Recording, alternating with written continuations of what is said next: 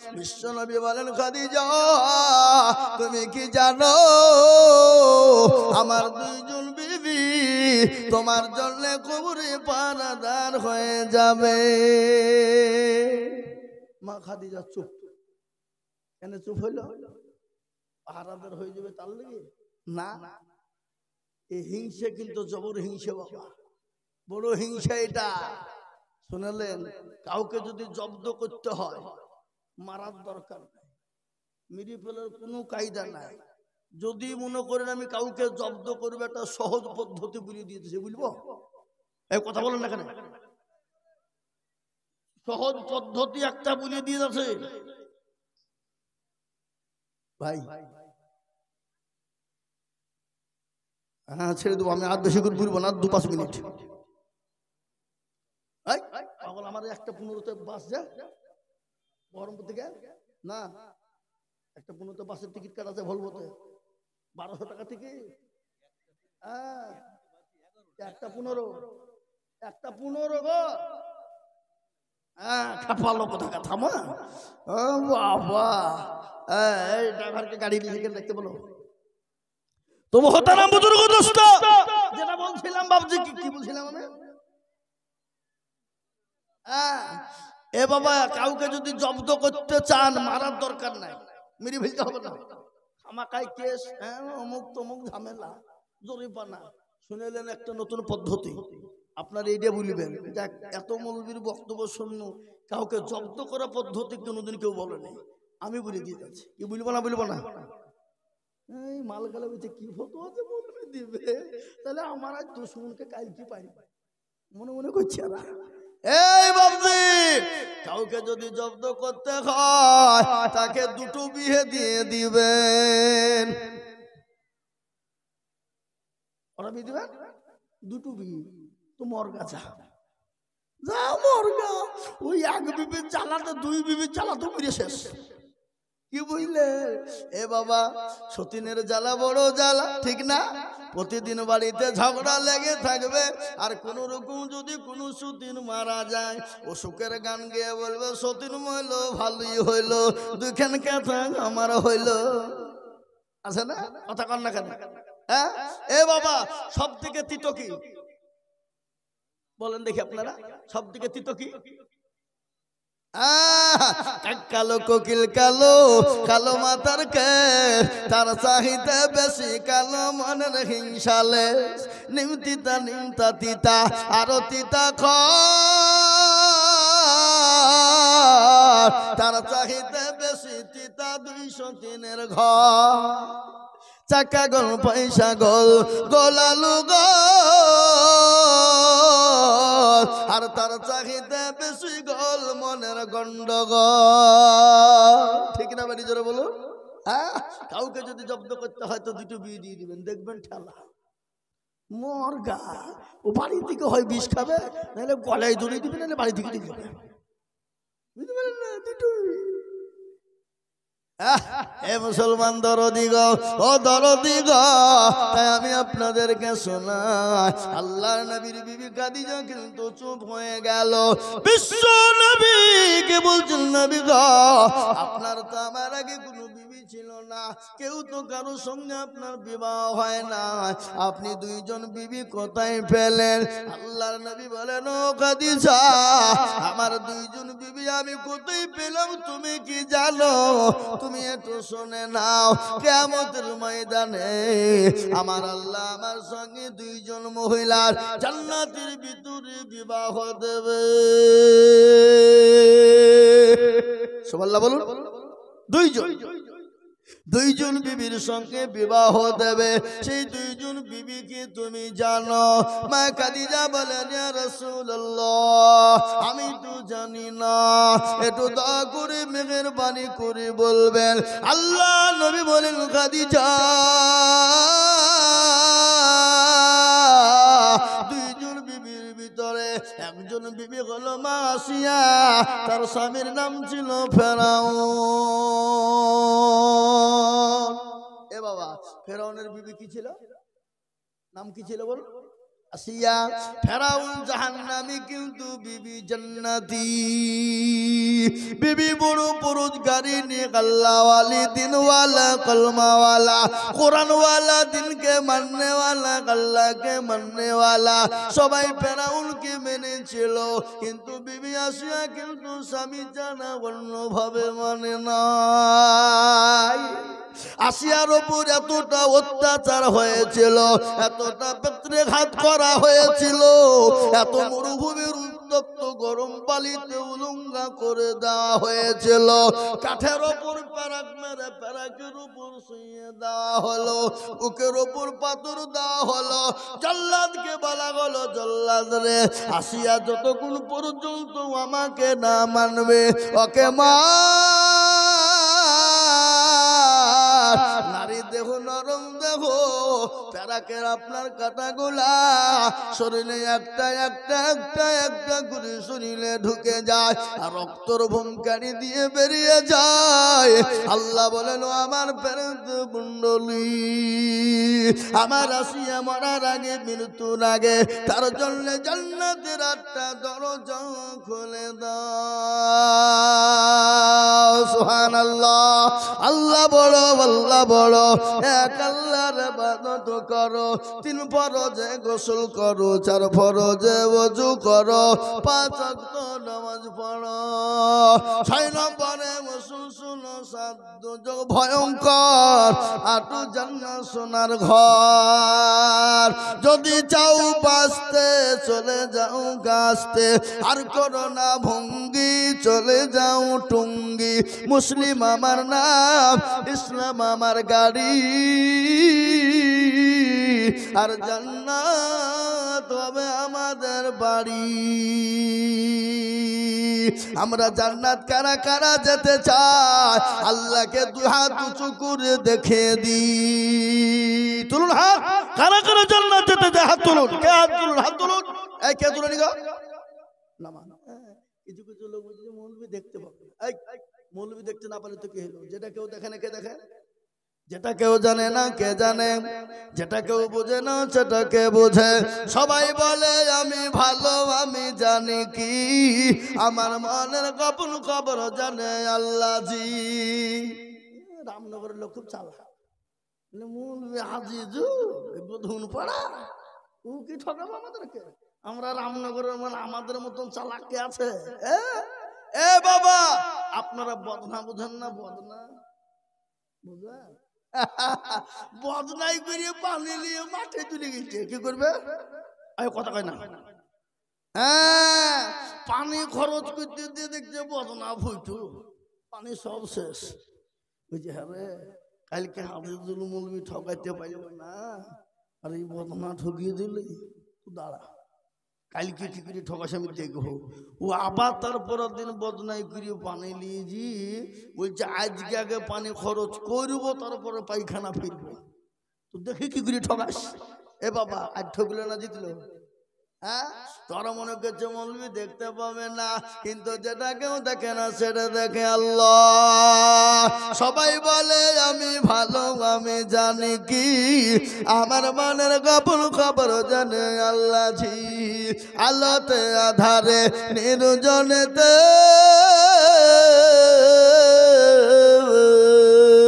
কোথা কি করেছো তুমি সব জানে সে, তাহারি চোখেতে কেউ যাবে না ফাঁকি, আমি জানি কি। সকলকে পাখি দেওয়া যাবে, আমার আল্লাহকে পাখি দেওয়া যাবে না। তাই বলবো মুসলমান গো, আমরা আল্লাহর 8টা জান্নাতের দরজা দিয়ে ঢুকবো, কিন্তু একটা কথা আমি আপনাদেরকে বলে দিই, পৃথিবীর জমিনে আল্লাহ সব গুনাহকে ক্ষমা করে দিতে পারে, কিন্তু একটা গুনাহ জীবনেও কোনোদিন ক্ষমা হবে না। সব গুনাহ আল্লাহ মাফ করবে, কিন্তু একটা গুনাহ ক্ষমা হবে না। কোন গুনাহ? এই দেশের লোক করে না নাকি? শিরক করে? শিরিক কাকে বলে? 8-10 বছর বিয়ে হয়েছে, বাচ্চা হয়নি, তালতালা বেলতালা গাছতলা মেহেদিতলা কনকনিয়া লোলডাঙ্গা পেটডাঙ্গা লাদি হানফি সাফি মালিকি ছোট পীর বড় পীর খাজা পীর অমুক পীর তমুক পীরের দরবারে গিয়ে বলে মেরে খাজা গোদ মে এক লড়কা বানা দো। আল্লাহ বলছে আমি তোকেও ফাটাবো, খাজাকেও ফাটাবো। সন্তান তার মালিক কথা কয় না। আমি পীরের দুর্নাম করিনি, পীর কে সেটাও বলছি, পীর কাকে বলে সেটাও বলছি। এ বাবা আজকে বলুন তো সন্তান দেওয়ার মালিককে? আল্লাহ বলেন আমি কাউকে বেটা দিই তো বিটি দিই না, কাউকে বিটি দিই তো বেটা দিই না, কাউকে বেটাও দিই বিটিও দিই, আবার কাউকে কিছুই দিই না। ইন্নাল্লাহ আলা কুল্লি শাইইন কাদির। আল্লাহ বলে আমি সর্বশক্তিমান, আমি যা ইচ্ছা যেটা ইচ্ছা সেটাই আমি করতে পারি। পারে না? পারে না? জোরে বলুন। আল্লাহ বেরিয়ে আছে। আল্লাহ বলো আমি সব গুনাহকে ক্ষমা করে দিতে পারি, কিন্তু শিরকের গুনাহকে কোনোদিন ক্ষমা করব না।